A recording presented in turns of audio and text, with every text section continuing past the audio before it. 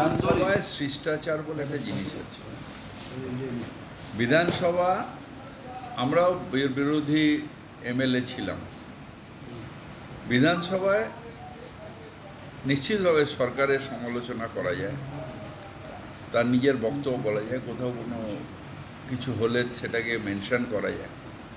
কিন্তু বিধানসভায় কাউকে অপমান করব, কাউকে ঠেস পৌঁছাবো, কারোকে কোনো ধর্মকে নিচু বলবো, এটা বিধানসভার জায়গা নয়। নিশ্চিতভাবে ধর্ম আমার, ধর্ম তোমার, যে যার ধর্ম তার কাছে। কিন্তু ভারতের সংবিধান বারবার করে বলেছে যে ধর্মনিরপেক্ষ রাষ্ট্র, অর্থাৎ পার্লামেন্ট, বিধানসভা, সেখানে ধর্মীয় জাহির করার জায়গা না, সেখানে ভয়েস অফ দ্য পিপল, অর্থাৎ মানুষের যে আওয়াজ, সেই আওয়াজ, মানুষের যারা প্রতিনিধি, তারা সেই আওয়াজটাকে এখানে তুলে ধরবে, সমস্যাটাকে তুলে ধরবে, দেশের সমস্যা তুলে ধরবে। এটা হচ্ছে বিধানসভা। এবার আমি বিধানসভার কোনো শিষ্টাচার মানব না,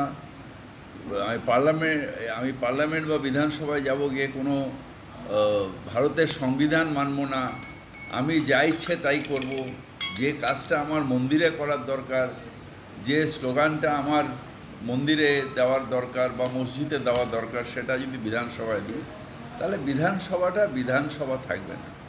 তাই এটা অত্যন্ত জরুরি, প্রত্যেকটা আমাদের যারা মেম্বার, বিশেষ করে বিরোধী মেম্বার, যে আগে কনস্টিটিউশনটা পড়া, প্রসিডিওর অফ দি অ্যাসেম্বলি পড়া, তারপরে বিধানসভায় ঢোকা, এটা অত্যন্ত জরুরি।